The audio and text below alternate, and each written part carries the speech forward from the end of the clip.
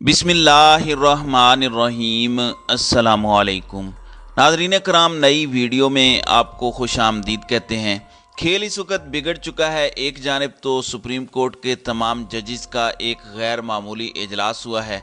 अब मामलात बहुत आगे जाने वाले हैं और यूं लग रहा है कि चीज़ों पर अब बहुत सीरियसली कुछ इकदामात किए जाएंगे। जो कुछ हुआ इस वक्त मुल्क में, जबकि इसके साथ ही साथ Sikandar Sultan Raja chief election commissioner को भी एक नया टास्क मिल गया है और एक बहुत बड़ी वारदात की तैयारी मुकम्मल कर ली गई है और अफवाज पाकिस्तान के सुप्रीम कमांडर के खिलाफ एक बहुत बड़ा कदम उठा लिया गया है। जबकि दूसरी जानिब एक और पाकिस्तान तहरीक इंसाफ के रहनुमा की गिरफ्तारी की तैयारी भी मुकम्मल कर ली गई है।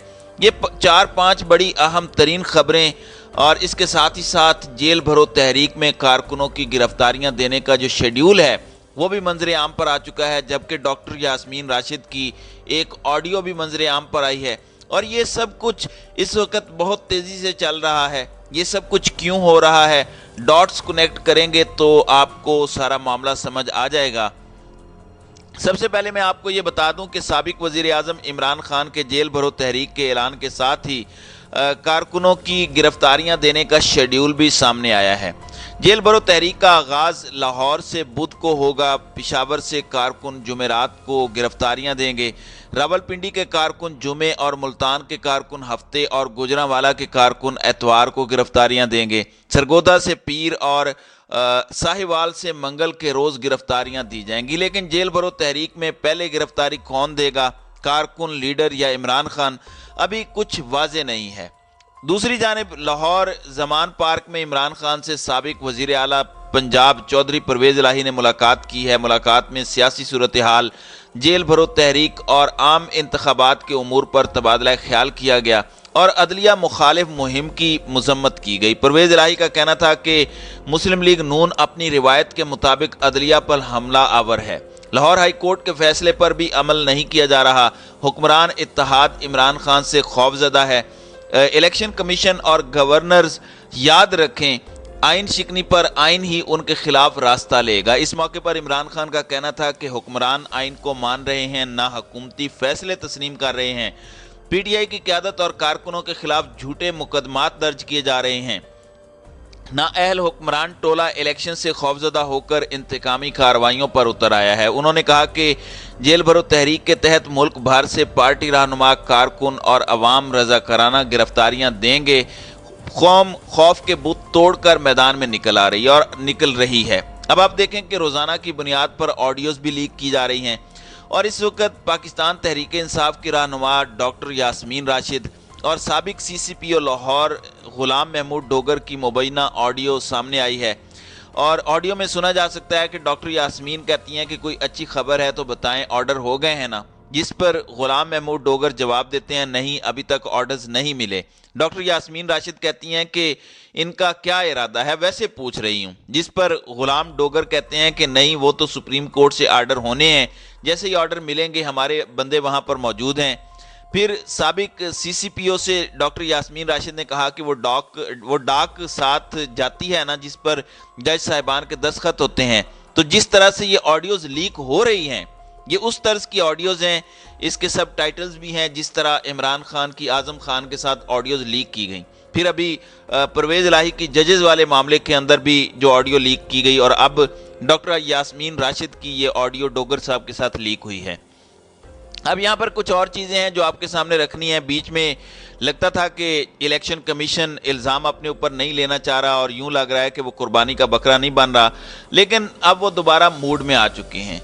अब CCPO लाहौर गुलाम महमूद डोगर की जो बहाली का मामला है, इसके लिए चीफ इलेक्शन कमिश्नर ने मंगल को इजलास तलब कर लिया है, जिसमें गौर किया जाएगा कि आया बहाली के बाद साफ शफाफ इंतखाबात का इनेकाद मुमकिन होगा या नहीं।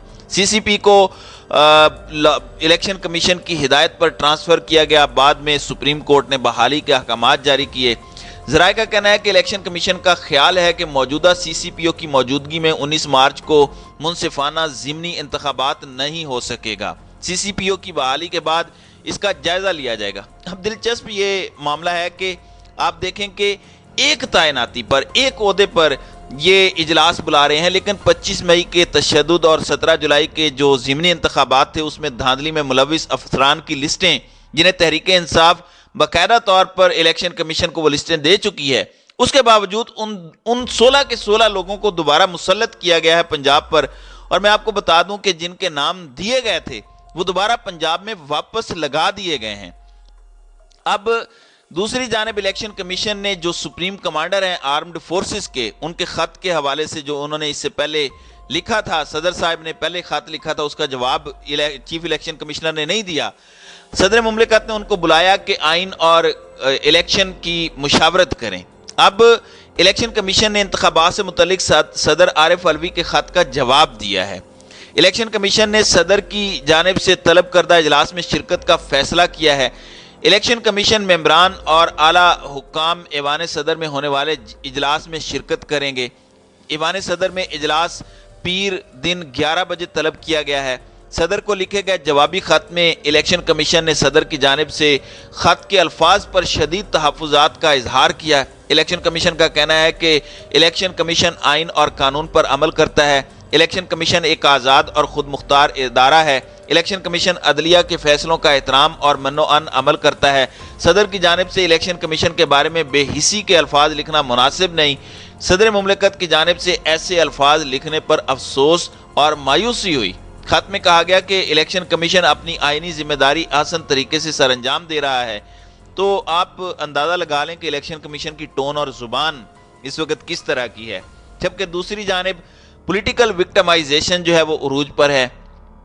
ملک دیوالیہ پن کے دہانے پہ ہے، لیکن خواجہ آصف کی مانے تو دیوالیہ ہو چکا ہے۔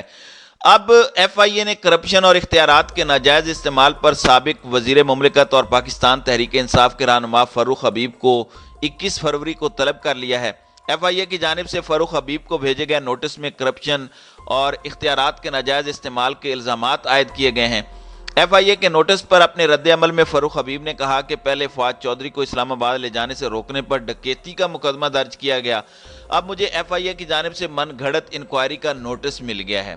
فاروق حبیب کا شہباز شریف اور رانا ثناء اللہ کو مخاطب کرتے ہوئے کہنا تھا کہ جتنی انتقامی کارروائیاں کرنی ہیں کر لو، عمران خان کے ساتھ ڈٹ کر کھڑے ہیں، حق سچ کی آواز بلند کرتے رہیں گے۔ دوسری جانب سابق وزیر اعلیٰ پنجاب پرویز الہی کی آڈیو لیکس کے معاملے پر سپریم کورٹ کے ججز کا ایک غیر رسمی اجلاس ہوا ہے۔